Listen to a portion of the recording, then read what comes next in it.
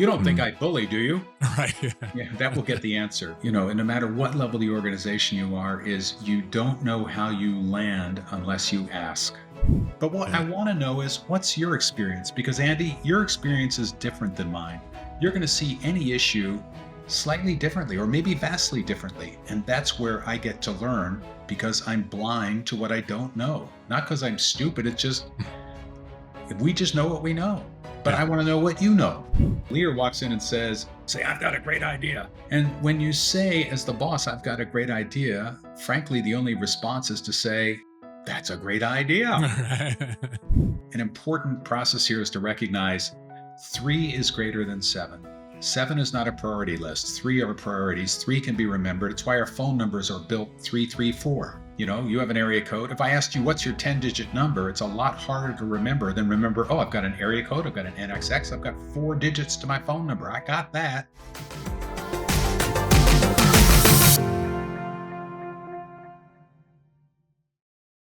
Hi, this is Andy. Have you ever led a project or team and thought, man, why aren't people more on board with this? Now, maybe you rolled out a new process or introduced a change and you're pretty sure it's going to make things better, but the team just seemed kind of checked out. Maybe some quiet resistance, minimal initiative, kind of that feeling that you're dragging people uphill. And you might have thought, I don't know, do they just not care? Well, how about this? What if the problem isn't that people don't care? Maybe it's that they don't feel invited to care. That's one of the big ideas behind Dave Garrison's compelling new book, The Buy-in Advantage: Why Employees Stop Caring and How Great Leaders Inspire Everyone to Give Their All. For years, we've heard about low employee engagement, but Dave takes us deeper. He makes the case that buy-in, that deeper level of commitment, where people don't just comply, but they contribute, is what truly separates good teams from great ones. In today's conversation, you'll hear why traditional approaches like bribing with perks or badgering with pressure just fail to create sustainable motivation. You'll learn practical ways to improve how your team solves problems and makes decisions and prioritize what really matters. And we'll explore how to spot the warning signs of low buy-in, because you know what? They're not always obvious. Along the way, Dave will share stories and research and frameworks that you can apply right away. A quick note, I want to invite you to join our Lead 52 family. It's a global group of leaders who are committed to transforming our ability to lead and deliver. It's 52 weeks of leadership learning delivered right to your inbox, taking less than 5 minutes a week, and it's all for free. Learn more and sign up at getlead52.com. Thanks. Let's jump into our discussion with Dave about his new book, The Buy-in Advantage. Hey, Dave, thanks for joining us on the People and Projects podcast. Thank you, Andy. I'm excited to be here. Oh, me too. There have been discussions, I feel like, about low employee engagement for years. We've had people from Gallup on it. This is a conversation people have had. But before we get into ideas from your book, Dave, let's talk about buy-in versus employee engagement, because I don't think they're there's overlap, right? But they're not necessarily the same in your mind. Would you kind of tell us what's similar, what's different? Yeah, great question. So Gallup has done a fabulous job, and we've got great baseline research for a couple of decades. Basically, their golden rule question is, would you recommend this as a place to work? Right. And that is how engagement is measured. And that is an acid test question from the standpoint of, one would presume you're not going to tell a friend, come to work at a place that's a total, show. Yeah. And so that's awesome. But that's really table stakes. Mhm. Buy-in is different. Buy-in, the thing, I learned this actually when I was speaking to a group of leaders in South Africa. And they said to me, our employees are kind of worthless. And I said, your employees are worthless. And this one older gentleman said, yes, they don't care. And they just show up and, look around and wait to be told what to do. And I mentioned that to a member of a young president's association, was probably 29 years old. And I said, hey, here's what I heard from another CEO. Can you give me some context? And he said, go on YouTube and look at the football stadium. And so I looked at the football stadium videos, and I found thousands of people dressed up in costumes, singing chants, bringing their all. And I thought about that in the US context, and I said, you know what? It's Friday Night Lights. So the question is, do you see the enthusiasm that we bring to Friday Night Lights, or raising money for the PTA, or getting the Honor Society to New York or Washington, or raising money for the band? Do we bring that full buy in to the workplace, or do we leave it in the parking lot? And for most companies, we leave it in the parking lot. And through no fault of their own, leaders have never been given the tools on how to overcome that lack of. Everybody's nice and they're pleasant and they're happy to be here. It's not about satisfaction. It's Hmm. about, are they bringing their whole selves to it? Are they bringing their head, their heart, and their gut to it? And that's what I want in a workplace. That's the buy in advantage. And it's much more than engagement. Yeah, I like that. And this problem, you could argue, has been lurking for years. Like you say in the book, it wasn't just a flip of a switch. But what are some of the primary factors, would you say, Dave, driving what you refer to as like the perfect storm lately for organizations when it comes to buy-in? Yeah, a couple of different dimensions going on in the perfect storm. One is that a new generation, Gen Z, Mhm. has come along where it's not just about money. Is money important? Absolutely, positively. But also important is purpose. Why does it matter? Also important is collaboration with others.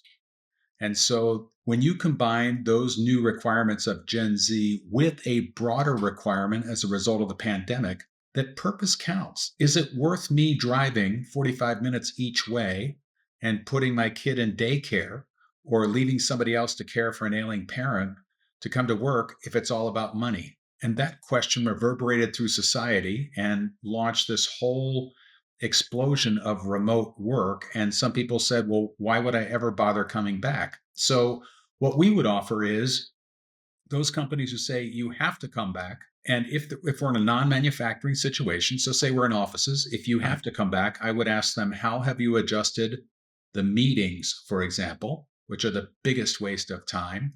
How do you collaborate and how do you create buy-in? Because if you don't have those strategies, then it's just, did you occupy space and use up oxygen during this 8 hours and you're in the office? Awesome. Here's a certificate. It's a waste of time. And so I think what happened is it's Gen Z, it's people are looking for purpose in work, and it's a different set of expectations because it turns out people's life purpose is their work purpose when things are lined up well. And yet a lot of companies say, what are you talking about purpose? Our purpose is making money.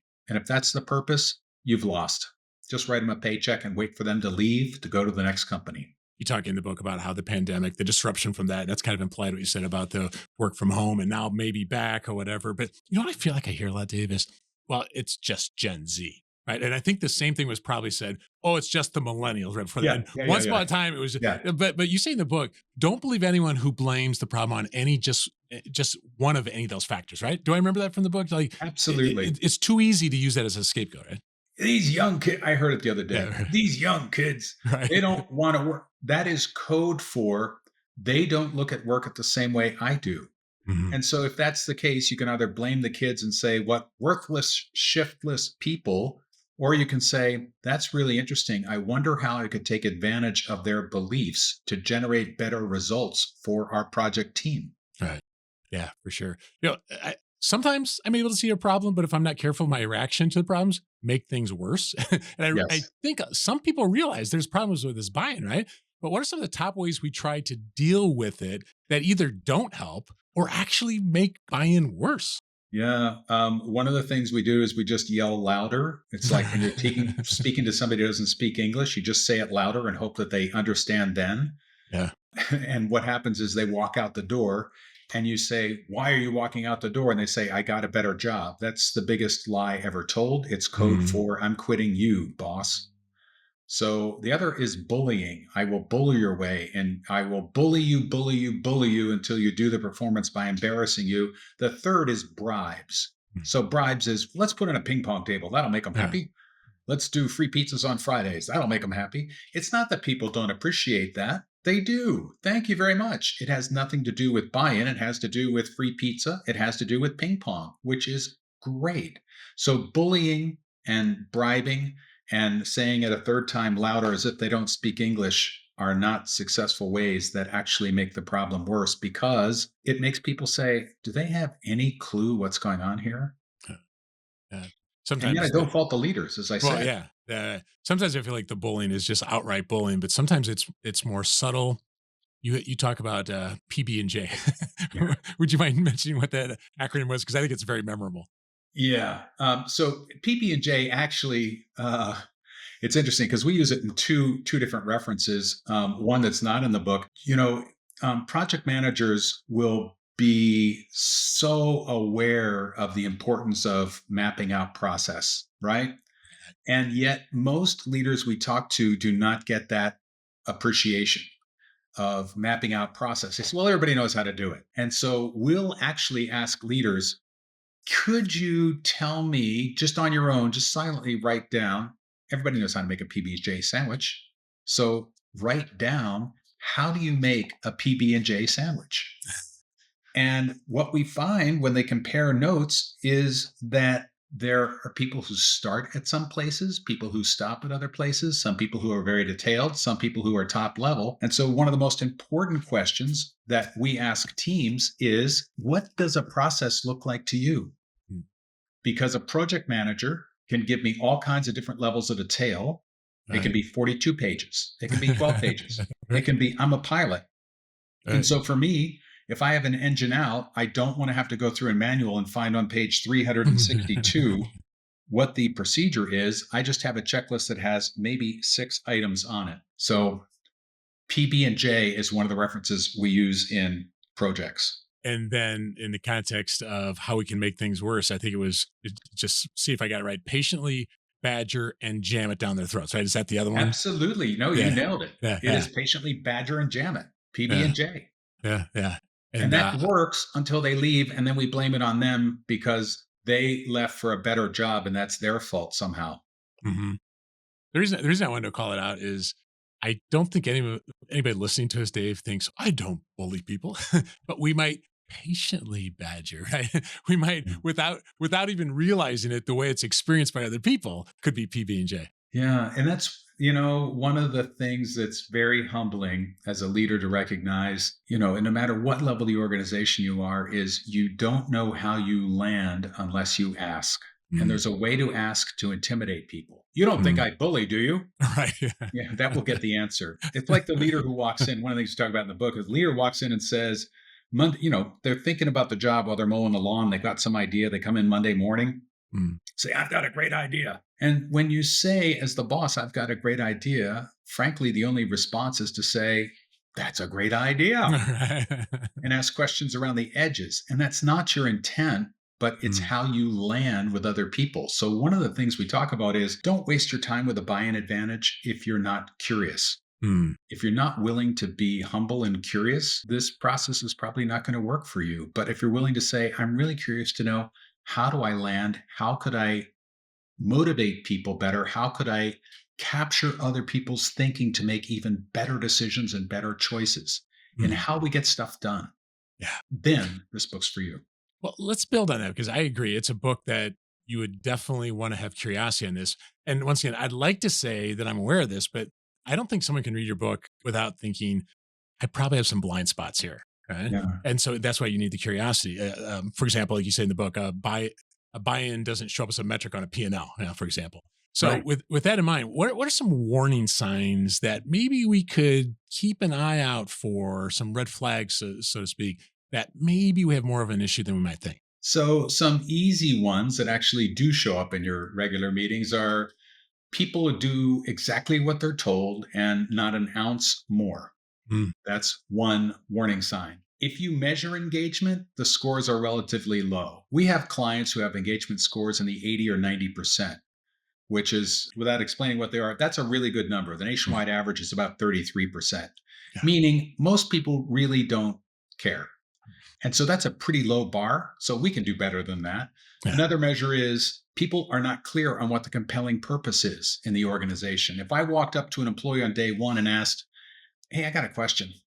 Why does this work matter? If they can't answer it, if they can't go to a Friday night cocktail party and say, let me tell you about this really cool company I'm working for, they go to the bar or the pool hall or a beer blast and they Mhm. say, man, we're doing some really great stuff.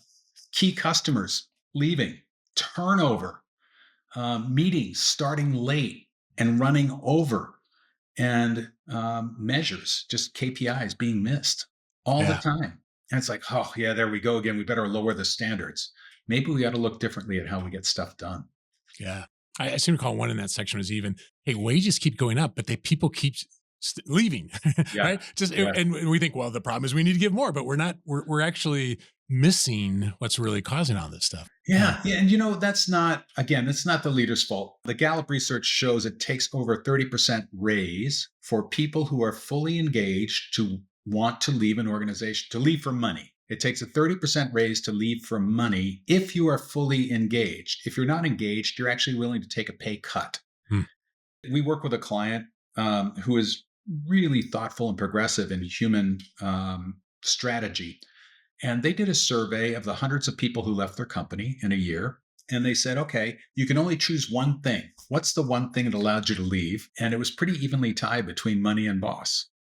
And It's interesting. then did a survey of the bosses and said, what could the company have done differently to keep this person? The only thing bosses said was pay them more money. And what's interesting is people want to have an impact on where they work. It's not just knowing what the purpose is, it's also having their voice count in how they get things done.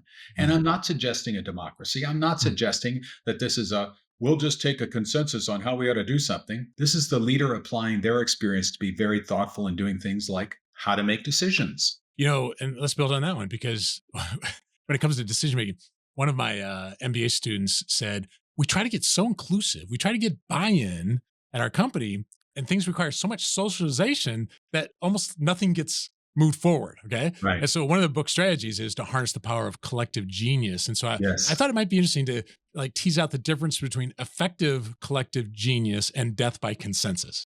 Yeah. Consensus is not something we believe in. Consensus is not best thinking, it's lowest common denominator. The Mm, alternative is to practice healthy organization, generating all ideas and getting all ideas on the table, and then choosing based on our personal experience from across those ideas with no discussion. Wait, no, we'd love to debate. I'm going to tell you why my idea is better. Come on, man, let's go for it.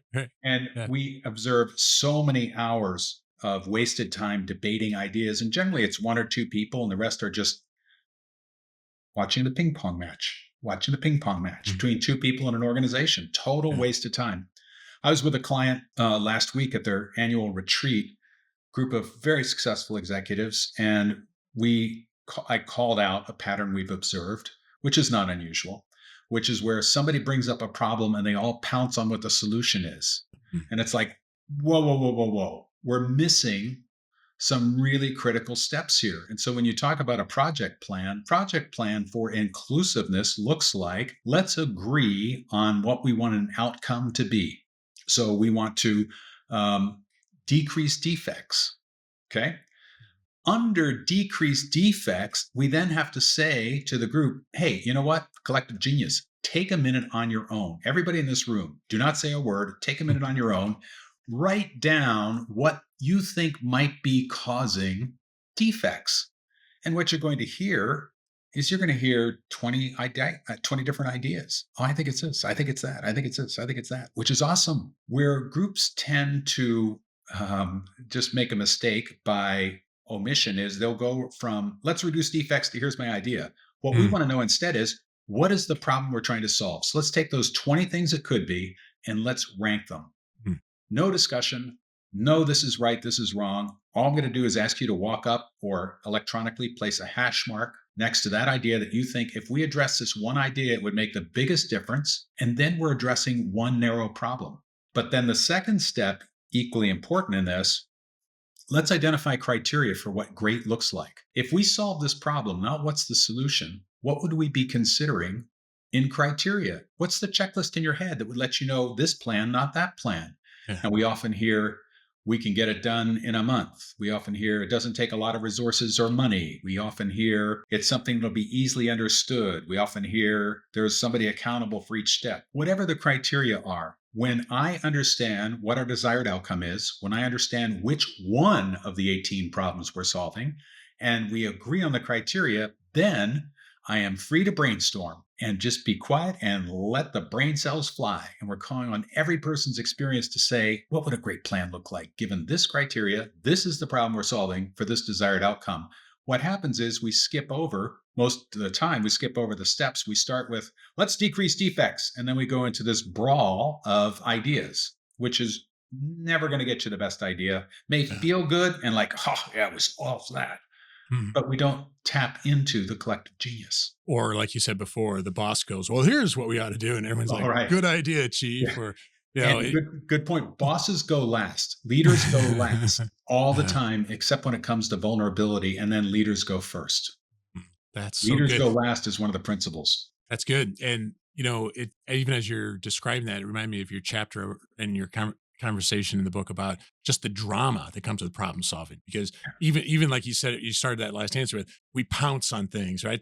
That we go down. I think you call sinkholes, right? I mean, there's all kinds of drama that can happen. So, what's an element? Because they have people have to read the book to get the full treatment of this. But an example element in your drama-free problem solving system that, in particular, you think is highly effective. Yeah. So let me give you an example from this conversation last week. Yeah. This is the same formula is applicable across problem solving, but also across, for example, when it comes to employee reviews. So if I ask 100 leaders, how many of you like doing employee reviews? There might be one person who says, Yeah. "Oh, I love doing them." The rest of us dread them. And I say, "Why do you dread them?" Well, I have to deliver the message on what they're not doing right. I said, "Really? You have to deliver that message?" And then we unpack it. And I said, "What's that feel like?" "Well, it's very uncomfortable. They don't like it. I don't like it." And I ask a question. Do you think if I asked that person before the review, could they tell me exactly what objectives you're holding them accountable for and which measures on the scorecard you're holding them accountable for that they're contributing to? Right. Because if they can't tell me that, then we can't have a review, and you're not with them 24 hours a day. You're not with them during the workday. So how you could possibly do a review is a real stretch of credibility. Instead, what if we reframe those conversations from being one of judgment, where you're telling them what they're doing right or wrong, that's Hmm. judging, Yeah. and shift to curiosity, where you said to them, "Hey, I just want to make sure we're working from the same place. Can you tell me what you understand your objectives to be? Can you tell me what the measures are? And then will you give me an evaluation of your performance?" And if you have had the right discussions well before this review, then they should be able to do 80% of the review themselves. And then you can ask questions about their assessment. Well, gee, when you also consider this incident that happened, how would that impact your evaluation? And a Mm. person ought to be able, if you've hired the right people, a Yeah. person can do their own evaluation. They don't need boss person telling them how they are doing. They know how they showed up. They were the ones there. You weren't Right. there all the time, every minute holding their hand. So how about if we Hmm. check in with that adult and say, "I respect you," and then say, "How can I help you?" And so Yeah. one of the chapters in the book talks about, what managers tell people what to do, leaders ask. And so this is be curious, not judgmental. Yeah. I was thinking of that chapter actually while you're responding to that because we do the tell too often. And even what might seem like an obvious thing that you had in that chapter, if I recall, was sometimes sometimes what we're doing is they walk into the meeting and now we figure out what we need to be creative and innovative about instead of getting the information to people in advance and let Mhm. them kind of noodle on it, right? To let them kind of think about it. So sometimes just the critical information in advance can take some of the drama out, can it? Yeah, about 50% of us tend to think about things overnight. They process in the shower, they process in Mhm. the windshield time, Yeah. and they can tell you after processing what their insights are. And the challenge is if we bring up an issue and and it's an important issue, and we try to Mm. decide in one meeting, we've lost half the room. Instead, what the book says, to create the buy in advantage, share the information ahead of time that's critical so that people who process overnight can make sense of it and come to the meeting equipped. And then, if it's an important decision, get to 80% of the answer and then revisit it. So those processors have a chance to think about the conversation and other points of view. It is easy to do, it costs nothing, and it results in much more buy in to whatever it is we decided to do. We had somebody from Amazon in a class recently, and they said the way we deal with that is the first 20 minutes of an hour-long meeting. I think that what they said, we just quiet and people do the pre-read because they assume people won't read the pre-read. Yep. But that doesn't solve the problem that you solve, I Yes. think, right? Yes. Because sure, they'll read it, but they didn't have time to. I had a boss who called it croisin. It didn't croisin, right? It didn't have this chance to really permeate their mind and their thinking. So this idea of Get it out early. Let them think, right? Yeah, and what if to take the Amazon example though, Yeah. one of the things we'd recommend in meetings that are effective as opposed to efficient Mm, is to, if we have a question or if we have a point brought up, like I want to discuss this point of view, give people a minute on their own to anchor in to their own viewpoint before we launch into discussion. Because otherwise, I'm trying to follow the bouncing ball of the discussion, and my original insight will have been long forgotten. Or that's interesting. even worse is I don't have to do the work because other people are going to answer, and I can just follow the discussion and chime in a question in minute 43 of the meeting. But what I Yeah. want to know is what's your experience? Because Andy, your experience is different than mine. You're going to see any issue slightly differently or maybe vastly differently. And that's where I get to learn because I'm blind to what I don't know. Not because I'm stupid. It's just we just know what we know. But Yeah. I want to know what you know. Mhm. I like it. Something project managers eventually learn is that, we can do anything, we just can't do everything. And part of the process is that you talk about in the book is prioritize the few things that really count.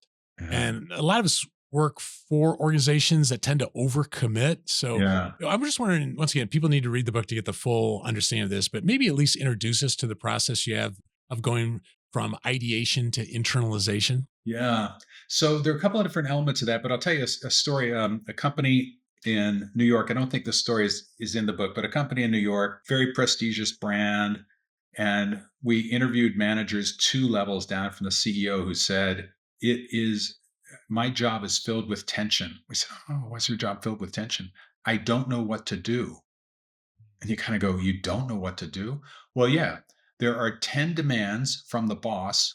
And then every week they bring another 3 or 4 demands. And there are so many demands, I can't possibly do them all. So I have to choose which one to do and then pray that he doesn't follow up and ask, or she doesn't follow up and ask, hey, where are you on number 14? And I didn't select number 14. And that's not fair to anybody.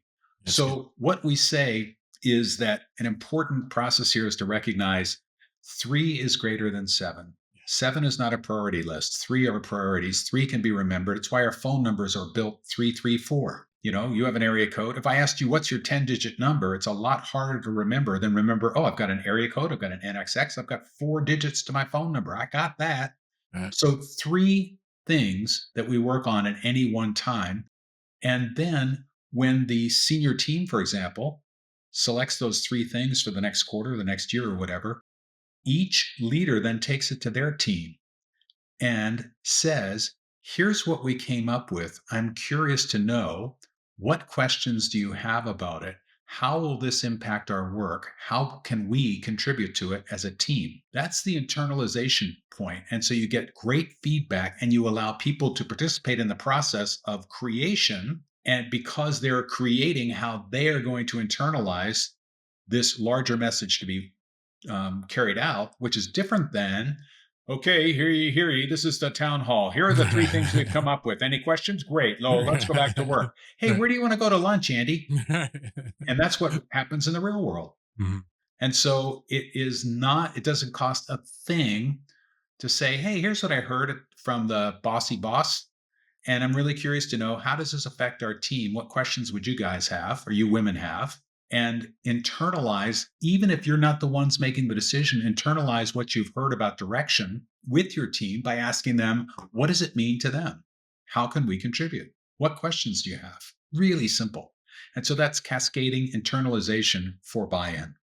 The part of your process, Dave, that stood out to me that I feel like is often missing, because the ideation and the ranking part makes sense, and that's consistent with some of the other stuff you said. But if I remember, right, you had simplification and clarification then, and it just made me think that sometimes they aren't memorable because they're too complex. They aren't simplified, and then double check, did we over? I think I took clarification as make sure we didn't oversimplify it. Maybe let's make sure, double check it, make sure it's good. But that idea of simplifying, right? Isn't that, I'm guessing that's turned out to be a very valuable part of this process. Absolutely. And when we work on a system we call strategic alignment Mhm. and accountability, SAAS, which is our way of doing strategic planning, it's aligning horizontally what it is that's important to get done because most organizations have perfected silos. Mhm. And this came from my experience in Silicon Valley, where the company missed the goals And I went to HR and I said, "Hey, I noticed we're paying out like 80% of the bonuses and the company missed the goal. Help me understand. How could that be?"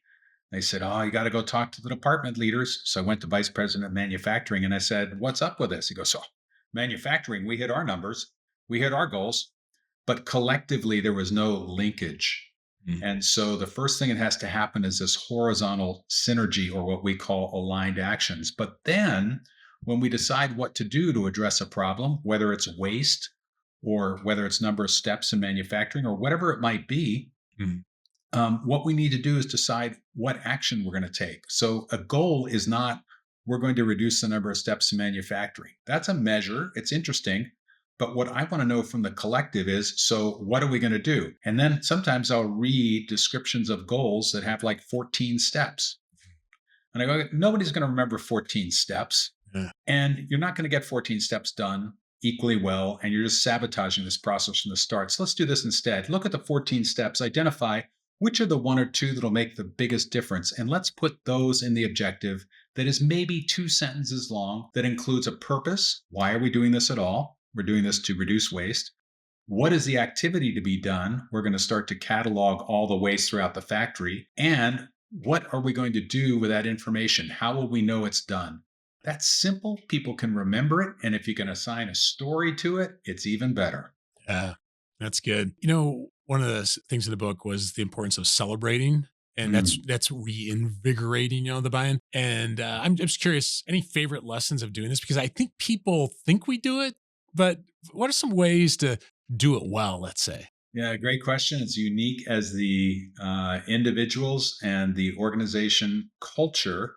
I can tell you one way that we think we're doing it is by doing anniversary cards and birthday cards. And some companies decide to make that an easier process and they send out a monthly, let's celebrate all these birthdays this month, or have one birthday celebration. Let's celebrate everybody's birthday. And it's like, why bother? No, that's not celebration. That's not even Yeah. recognition. Just put out an email saying it's your birthday. Okay.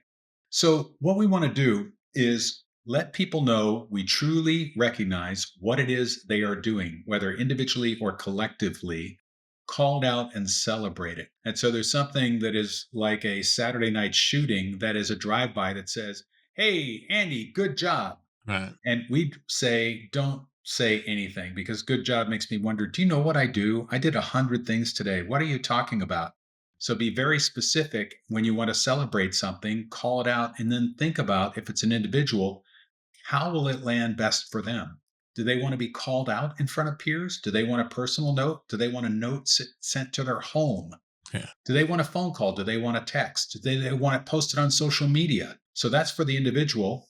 For the group, it's simply calling out with sincere appreciation the accomplishment, the specifics of what was done, what made it important, and how it lines up with either our compelling purpose or our values in the organization, and celebrate in that way. Some teams we know have the leader is the chef at a Hmm. barbecue cook-off that people love. Another one, the leader is gets dunked in a tank. You get to throw a ball at the thing and dunk the Right. leader in the tank. And people Yeah. love to tease the leader that way, because the leader seems kind of stiff and formal and they know it's out of character. So it's really unique to that culture.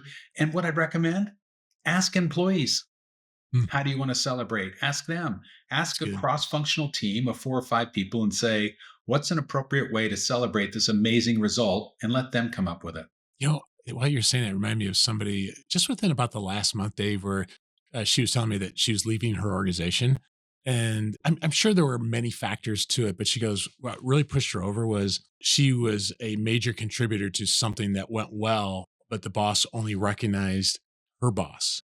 And so I think part of that section you talked about recognize individual behaviors or team. Like you have to really think that one through too, because you could Yes. easily, I think, even with good intentions, Yes. unintentionally, we could do exactly what happened to that person, and they're losing a really good employee because of it. That's unfortunate. Another way a variation on that happens is when we hire somebody into the organization Yeah. and the boss person comes along and very innocently and with great intent says, "Hey, Andy, I wanted to let you know that we've just hired Mary. Mary is incredible. Mary brings a wealth of goes on and on and on about Mary." And it's like, well, where's that leave us? Or Yeah. we hired them from Amazon.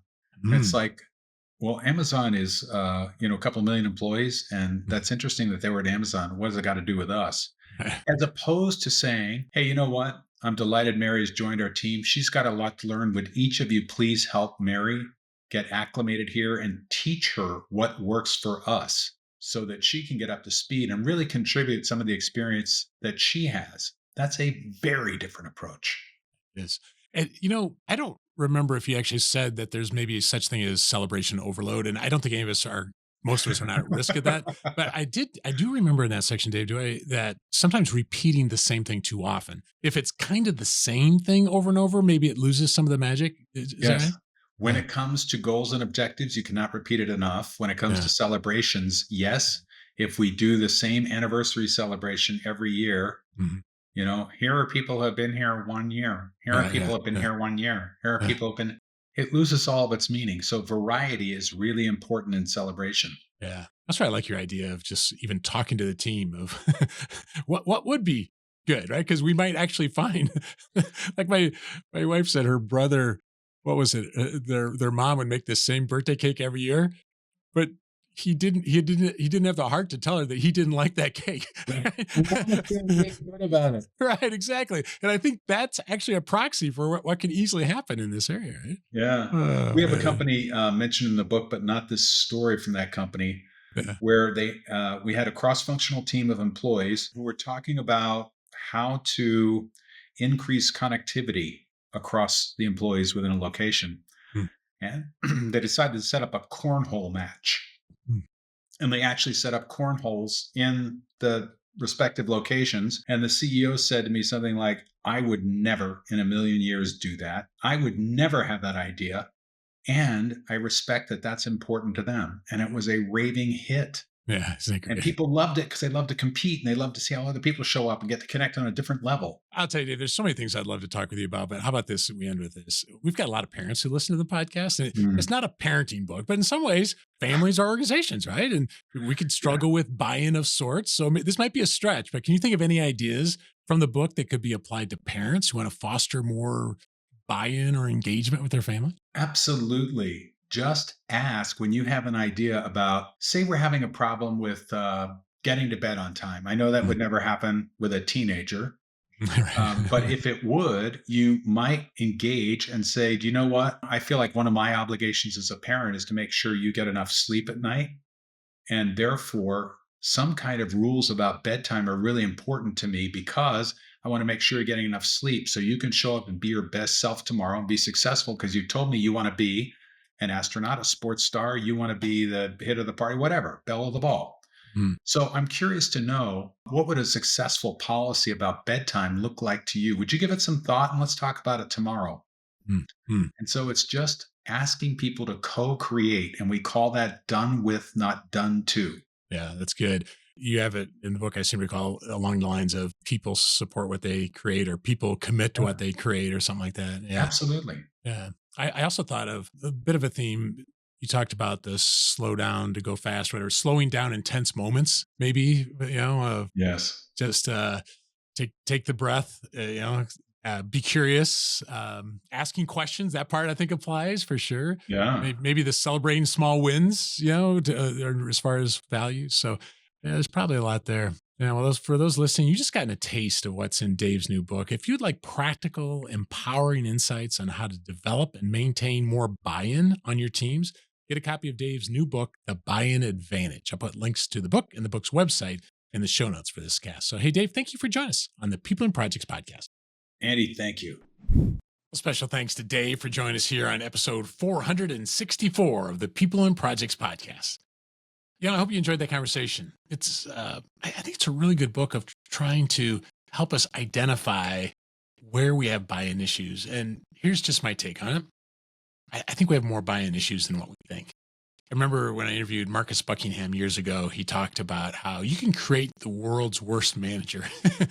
And this won't be word for word, but he's basically saying, you create the world's worst manager. Just don't follow up with people at all. Just leave them out on their own.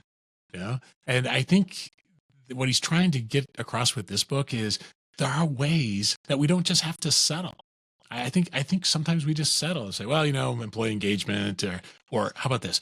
Just as a trigger to watch for, whenever you find yourself saying, well, they're just Gen Z or they are just boomers or whatever, when you're looking or you're finding yourself blaming a generation, use that as just this little, oh, wait a minute, maybe there's something else going on. I need to stay curious, as Dave said in the interview. And some other things, and this has been a theme through some previous interviews as well. Watch for situations where you're tempted to give the answer instead of just ask questions. So we've had a number of episodes on that topic. Or do you remember one of his PB and J's that we talked about, that patiently badger and jam, jam it down their throat? That's what it is.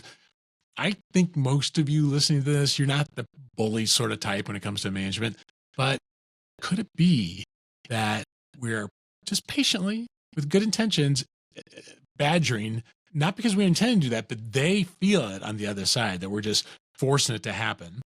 And maybe there are ways or times that who knows, have to do that, but are there some other ways to try to get buy-in? That's something to think about. And related to that, one final point I wanted to make was this idea of the collective genius. From a project management perspective, one of the things we know is stakeholder identification and stakeholder management, and that we probably have more stakeholders than what we realize. And so we need to take the time to not just talk to the obvious stakeholders, but what about the ripple effect stakeholders? And maybe we don't do that enough. I remember having a conversation with a guy who his expertise was rescuing projects that were just in really bad shape. And he goes, one thing that often doesn't happen is talking to the people who are closest to the work. A lot of times the people closest to the work know what the problem is, but whoever's brought in to rescue it, they're doing all this stuff of socializing ideas and, trying to manage the high level people, which I understand, but the people closest to the work often have answers. And so this kind of collective genius, which is kind of a clever way of saying it, doesn't mean that we have to slow everything down and have, death by consensus. Remember his point earlier in the interview about it's not even about consensus. It's just a way to tap in to that collective genius. If you feel like your team is maybe not as engaged or bought in as you'd like, this could be a helpful guide for you. I think you'd benefit from it. I do know, because he mentions it in the outtakes, that they're doing an Audible version of it too. So if you pick up a copy of the book or listen to the audio version, I'd love to hear what you take away from it. You can reach me at show@peopleandprojectspodcast.com. So whether it's from the book or from today's discussion, I'd love to hear what resonated with you. If you'd like more on this topic, I put links in the show notes to a couple episodes. First of all, episode 428 with Rich DeVinny. He's a former Navy SEAL commander. Really interesting book, interesting discussion, some helpful ideas on how do you unlock optimal team performance. In fact, in that interview, we kind of tease out, what does that even mean, the optimal team performance?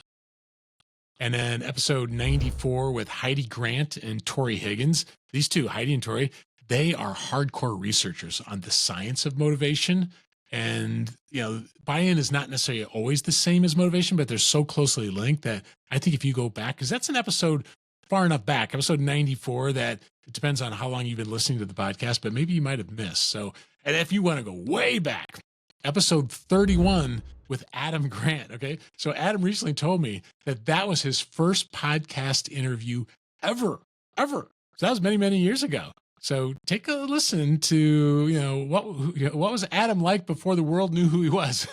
And his insights on leading teams with meaning are still relevant today. So, hey, if you know somebody who's thinking about getting their PMP certification, the Project Management Professional from the Project Management Institute, we have a resource that can help. It's 5 top resources to pass the PMP on your first try. I've got a link to that in the show notes. So whether it's for you or someone on your team, make sure they know about that. I'd love to help them getting that copy of the resource. And can I ask you a favor? If you haven't done it before, if you would leave a review for the People and Projects podcast. I hear from people all the time. And when you leave a review on Apple Podcasts or wherever you listen, it makes a big difference to helping get the word out. So on behalf of me and my team, thank you so much.